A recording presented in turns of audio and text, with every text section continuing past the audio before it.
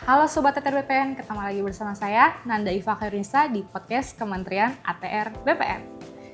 Nah Sobat, kalian pernah nggak sih penasaran ketika lagi mengajukan layanan pendaftaran pertanahan, tapi bingung gitu, kapan ya kira-kira tanah saya diukur, kapan ya petugas ukur datang ke rumah saya? Nah, Kementerian ATR BPN punya jawabannya, yaitu dengan layanan pengukuran terjadwal. Ini adalah salah satu inovasi dari Kementerian ATR BPN. Kira-kira layanan pengukuran terjadwal itu apa sih sebenarnya? Untuk kali ini saya kedatangan narasumber yaitu Pak Ridwan. Halo Pak Ridwan. Bisa kenalan dulu ke Sobat ATR BPN yang ada di rumah? Assalamualaikum warahmatullahi wabarakatuh. Memperkenalkan, nama saya Ridwan Nirwana, STMH, dari Seksi Survei dan Pemetaan Kantor Pertanahan Kabupaten Bekasi. Dalam hal ini dari Seksi Survei dan Pemetaan Kadastral. Sehat Pak? Alhamdulillah sehat. Baik. Tegang ya Pak masih? Lumayan. Lumayan. Santai Pak. Kita di sini mau bincang-bincang secara santai dan sederhana mengenai sebenarnya apa sih Pak layanan pengukuran terjadwal ini nih? Ini kan baru-baru ini baru saja di launching ya, istilahnya diperkenalkan secara publik oleh Menteri kita, Pak Nusron, mengenai layanan pengukuran terjadwal. Nah, apa ini barang ini nih Pak sebenarnya Pak? Bicara layanan pengukuran terjadwal yang ada di Kantor Pemenangan Kabupaten Bekasi khususnya, layanan pengukuran terjadwal adalah suatu layanan inovasi dari Kementerian ATR BPN secara menyeluruh di seluruh kantor pemenangan di seluruh Indonesia terkait rencana pelayanan rancangan pelayanan terhadap kepastian waktu pengukuran dan penyelesaian pengukuran bidang tanah. Itu kenapa Pak dicetuskan adanya layanan ini? Apa yang melatar belakangnya Pak?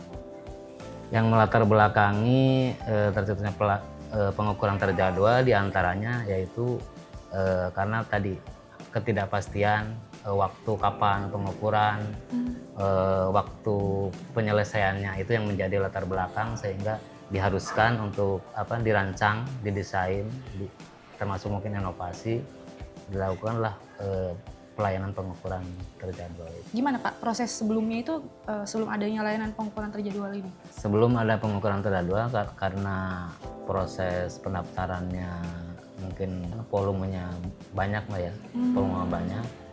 Jadi kan berdasarkan antrian Mbak, berkas masuk dan ketersediaan petugas ukur juga di kami. Jadi itu yang memungkinkan jadwalnya terdelay jadi lambat.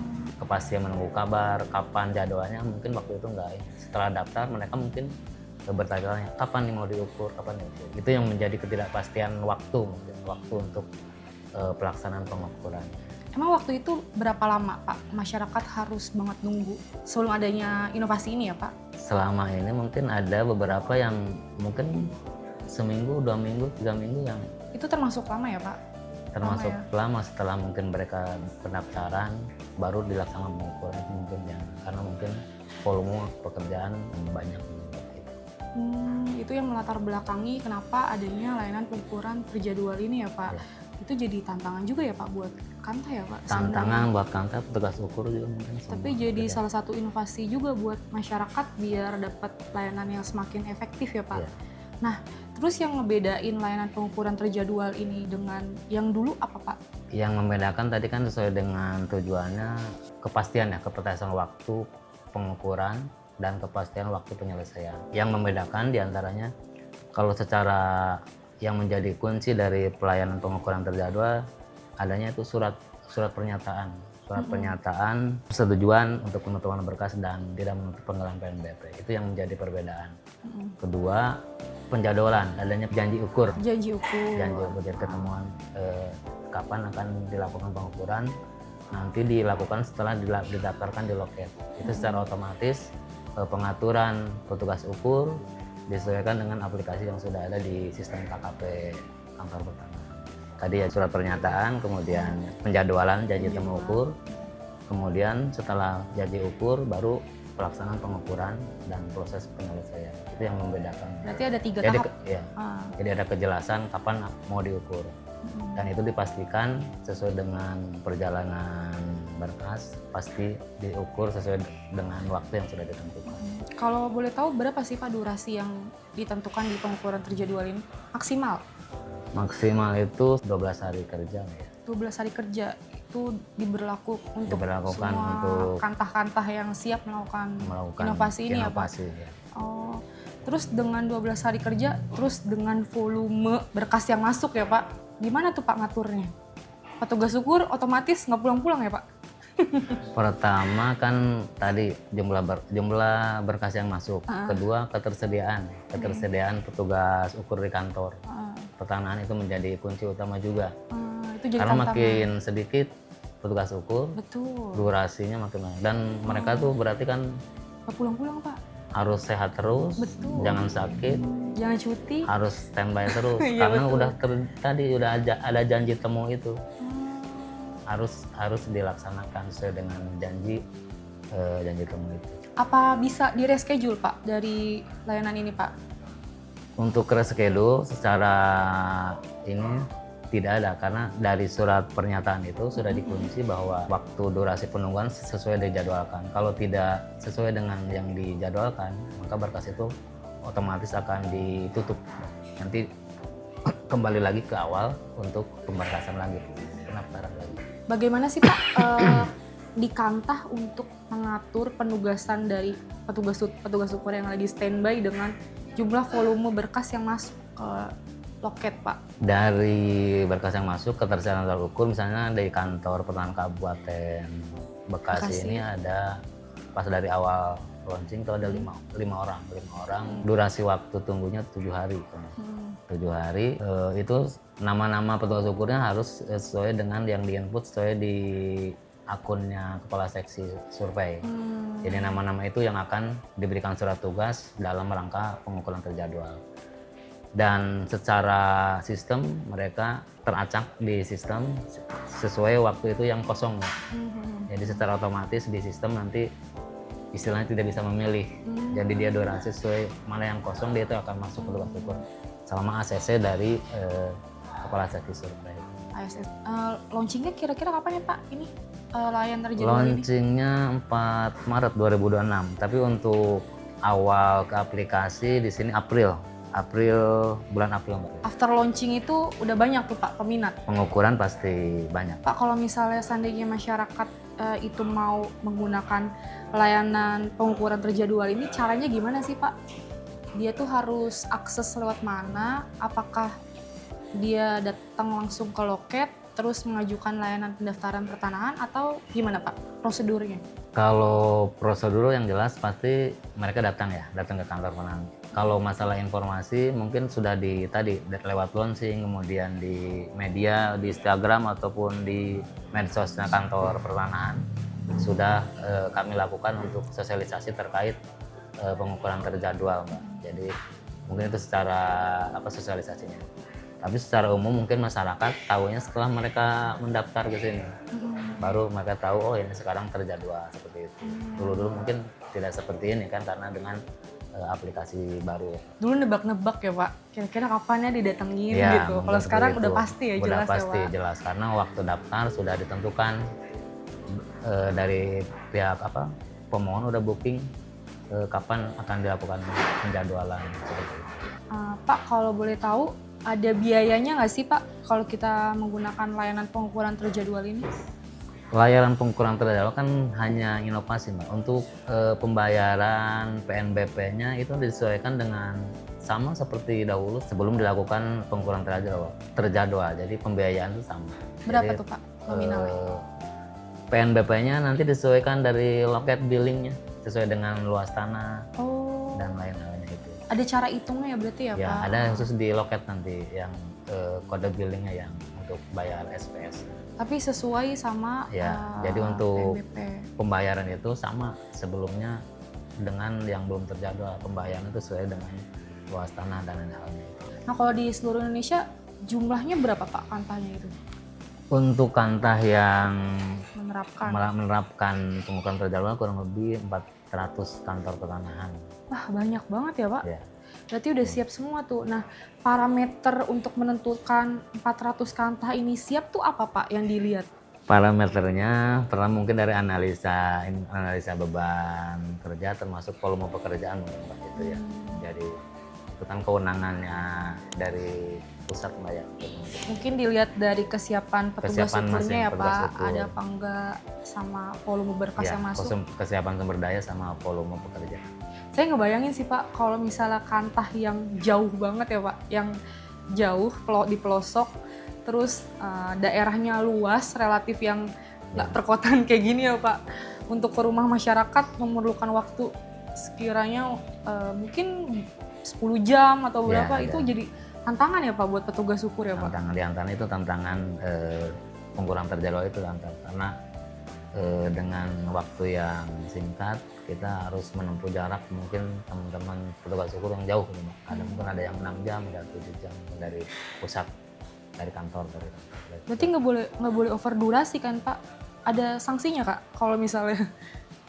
Kalau karena sudah janji temu, namanya janji temu ya harus ketemu. Iya, kita harus ketemu dan sudah sesuai dengan jadwal itu. Harus siap lah untuk masyarakat hadir ya Pak saat itu juga.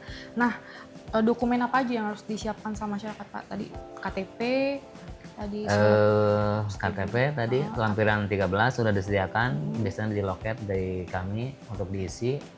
Kemudian SPPT terakhir biasanya yang kita minta. Kemudian alas hak yang ada bisa berupa AJP atau lain halnya. Kuasa juga dikuasakan. Terus kemudian tadi yang terpenting surat pernyataan persetujuan untuk ditutup dan tidak menuntut pengembalian PNBP. Itu yang terpenting, yang khusus yang terjadwal ini. Itu ada tambahan itu. Tidak sengketa, ada tanda batas, kesiapan tanda batas. Pemasangan fisiknya, termasuk geotaggingnya juga Mbak. Geotagging jangan lupa berarti. Geotagging lokasi yang akan disurvei, jangan salah antara yang di-share dengan lokasi objeknya sesuai dengan ini, biar nanti pas pengukuran tidak salah lokasi. Ya mudah juga. Berarti masyarakat yang datang ke kantah, ke loket harus udah siap ya Pak, prepare-nya harus sejauh secara administratif harus sudah lengkap dan itu juga sudah diinfokan di WhatsApp juga, di email juga. Nah, kalau kita mau ngebedah layanan pengukuran terjadwal ini ya Pak, dari segi proses dan prosedur dan alurnya itu kayak gimana nih Pak? Secara umum prosedural pengukuran terjadwal yang jelas tadi pemohon datang langsung ke kantor pertanahan, ke loket. Berkas masuk, selama sudah lengkap, dicek. Setelah itu prosedur lengkap, baru nanti booking itu pengukuran terjadwal. Oh, ketika sudah lengkap langsung di booking. Pengukuran terjadwal. Setelah pengukuran terjadwal, baru nanti dilakukan pembayaran. Pembayaran terbit dulu SPS-nya.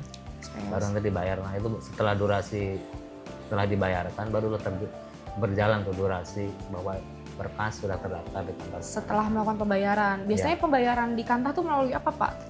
Ada prosesnya, ada lewat m-banking, ada pembayaran langsung di bank ya, di bank saya dengan kode billing. Dimudahkan juga ya Pak. Berarti ketika masyarakat bayar, durasi itu sudah mulai jalan nih Pak. Berjalan. Berarti proses sampai maksimal 14 hari. Setelah tadi pembayaran berjalan untuk durasi, kemudian nanti ketemu janji ukur ke rumahnya ya. Atau enggak ke lokasi yang ke lokasi yang diukur. Tadi sesuai durasinya, kalau emang tadinya nunggunya 7 hari, berarti kan 7 hari kerja, 7 hari berikutnya melakukan pengukuran setelah pembayaran. Oh, nunggunya tuh 7 hari kerja, 7 hari berikutnya. Kalau mengacalah nunggu 7 harinya itu sesuai tadi kesiapan petugas ukurnya Mbak. Mungkin ada yang kalau petugas ukurnya banyak mungkin bisa 2 hari, 3 hari lebih cepat. Tapi kalau petugas ukurnya sedikit, durasi perputarannya kan makin panjang. Berarti di sini rata-rata 7 hari kemarin itu pas awal 7 hari untuk durasi tunggunya, masa tunggunya. Nah itu tuh masyarakat bisa tahu jadwal eh, tanahnya untuk diukur tuh dari mana Pak? Pas Pas di loket? awal daftar di loket, Oh berarti udah. pas ngeklik di loket, dia udah booking tanggal. Beberapa tanggal, secara aplikasi nanti terbit, tanggal berapa nanti baru janjian. Misalnya tanggal 7 hari ke depan, tanggal 15 itu dilakukan pengukuran. Dan ini khusus untuk pendaftaran pertama kali Ya, ya Pak? setelah dilakukan pengukuran, baru pengolahan data. Pengolahan data, jika itu clear and clear, durasi 2 atau 3 hari selesai, baru penyerahan hasil.